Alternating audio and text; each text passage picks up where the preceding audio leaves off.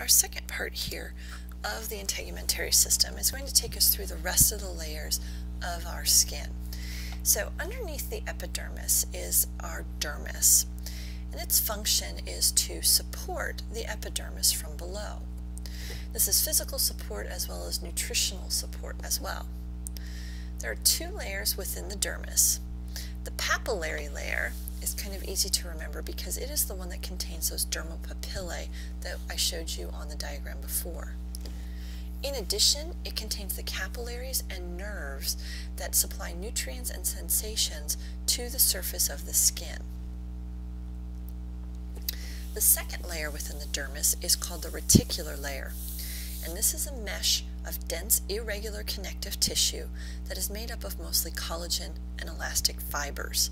So this is actually the part that is closest to the hypodermis.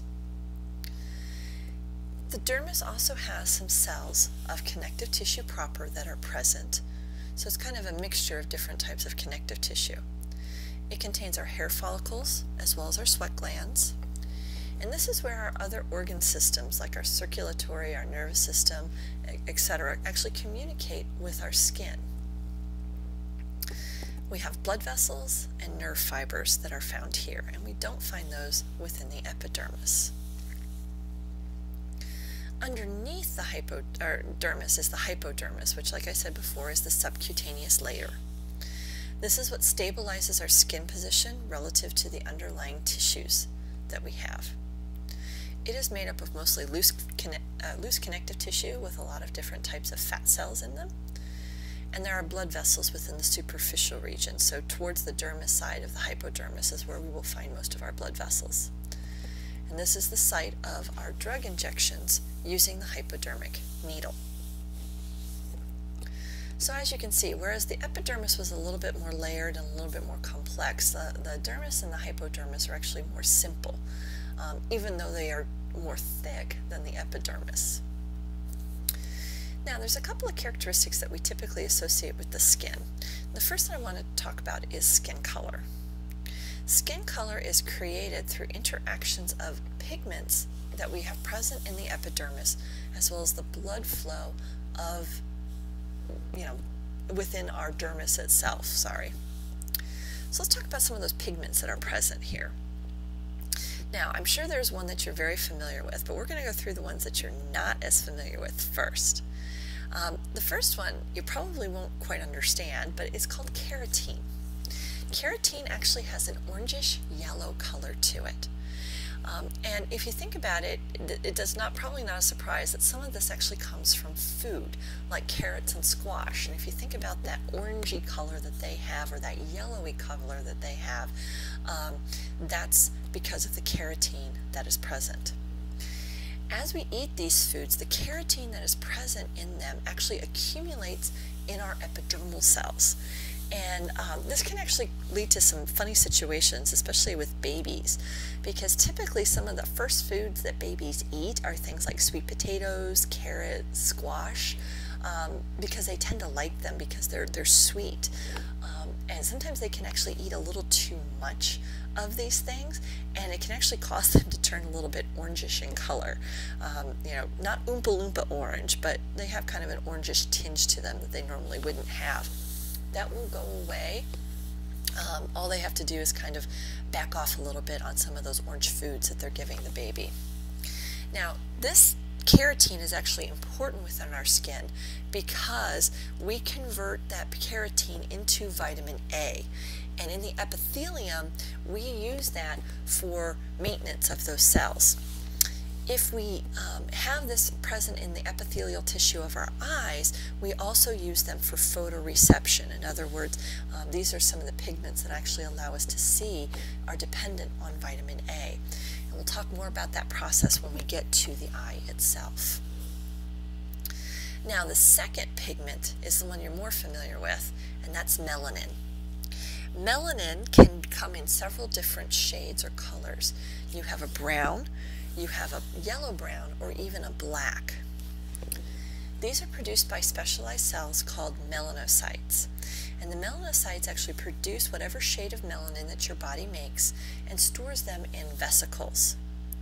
These vesicles then are released via exocytosis into the stratum germinativum cells, and that's what colors our whole epidermis. So those vesicles actually stay within those epidermal cells as they move outward as well.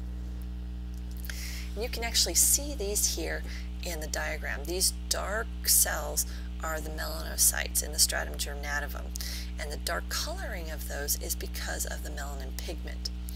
And you can see here they're right at the base, they're right at the bottom there of that basement membrane.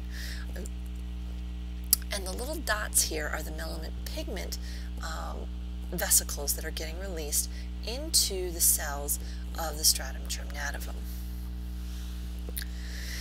Now, as you know, we can actually change the shade of our skin. So how does that happen? Well, melanocyte activity actually increases in response to sun exposure. Basically, what your cells of your skin are trying to do is protect themselves, because melanin actually provides a protection from UV damage. Your skin will actually peak its melanin production at about 10 days worth of sun exposure. Now, some people have natural freckles. In medical terms, these are called ephilides, and these are just areas that naturally in the body have greater production of melanin. Again, the idea is that the more melanin we have, the less skin damage we have. And what the melanin does is it concentrates itself around the nucleus to help prevent UV from damaging or mutating the DNA. What you have to understand, though, is that there is a limit to the effectiveness of melanin. The UV damage can still take place. You can actually exceed the limits of that UV effectiveness with the melanin. Too much UV exposure can actually alter the underlying connective tissue and cause wrinkling. So, you know, if you think of an older person who's had a lot of skin exposure, they tend to have a lot of wrinkles, and that's why. They've had so much UV exposure, it actually permanently wrinkles their skin because they've damaged that underlying connective tissue, and that wrinkle comes to the surface. Now, with an absence of these pigments, we have a condition that is called albinism. In albinism, the melanocytes are present, but for whatever reason, they do not produce melanin. Now, these melanocytes are not only present in the skin, they're also present in the iris of the eye. And that's what imparts our eye color too. So people who are true albinos also do not have eye color either. And again, we'll talk about eye color when we get to the eye. Now, the second piece of what creates our skin tone and color is our dermal circulation. And the reason why is that bright red oxygen-rich blood that we have gives a reddish tint, and that kind of gives that flushed look. As we go through our day, there are periods of time where we have more of a reddish tint than others, and that is because we dilate our blood vessels, which causes more redness, and it also causes us to lose heat. Whereas sometimes we constrict our blood vessels, and that causes a paleness to occur.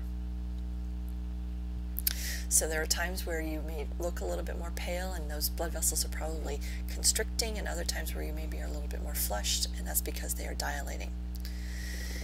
You can also have a condition called cyanosis, which is a bluing of the skin tone. And this is because you usually have a problem with your oxygen levels within your bloodstream. When you have that problem, the blood actually darkens to a dark red color. With the optics of that darker red color coming through the skin, it actually changes it almost to a bluish color. You typically see cyanosis first appear in places like the lips, the ears, and even under your nails, just because that those blood vessels tend to be closer to the surface in those areas. Now, cyanosis can be caused by extreme cold, but it also can be an indication of more serious circulatory and respiratory problems. Now, since we're talking about pigments and skin exposure, I want to take a minute and talk more specifically about skin cancer, simply because your age group is the age group that is increasing the amount of skin cancer at the fastest rate. We know that UV radiation damages or mutates our DNA, and when that happens and actually causes cancer, we actually have 3 different types of skin cancer that can be present. The first one is called a basal cell carcinoma, and this is the most common type of skin cancer that there is. What has happened is you have created a cancerous situation in the stratum germinativum. Metastasis in these types of cancers, the basal cell carcinoma, is extremely rare, so it typically does not spread. The treatment is surgical removal of the tumor for this, and it's usually very effective. The second type is called squamous cell carcinoma. This is less common because this takes place in the superficial layers. And if you think about the cells in the superficial layers, they're typically dead. And in order for cancer to be occurring, you have to have cells that are still dividing. So that's why this one is much more rare than the basal cell type, because the basal cell type with the stratum germinativum, we have cells that are dividing. Again, metastasis here is very rare, and treatment typically is via surgical removal. Those 2 have seen an increase, but the one that we're really concerned about the increase in the teenage group is the malignant melanoma. And this is the diagnosis that you don't want to hear if you're talking about skin cancer. We have seen a sharp increase in the number of cases, not only due to things like tanning beds, but also because of the thinning of the ozone layer. The ozone layer, remember, is kind of like the Earth's sunscreen, and with the thinning of the ozone layer, we're actually allowing more UV radiation in. What happens in malignant melanoma is the melanocytes become cancerous, and this is a problem. Metastasis often occurs, and what happens is it goes through the lymphatic system and then spreads to the rest of the body through the circulatory system. Malignant melanomas often start from a mole, and that's been one of the pieces of advice from dermal pathologists, is that if you have moles or freckles on your body, that you kind of keep an eye on them. You want to make sure that they're not changing their shape. If they're flat, that they stay flat, or because if they become 3-dimensional, that's often a sign of a problem.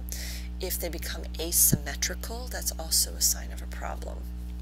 You can actually see that here in your diagram or your picture. This is a basal cell carcinoma.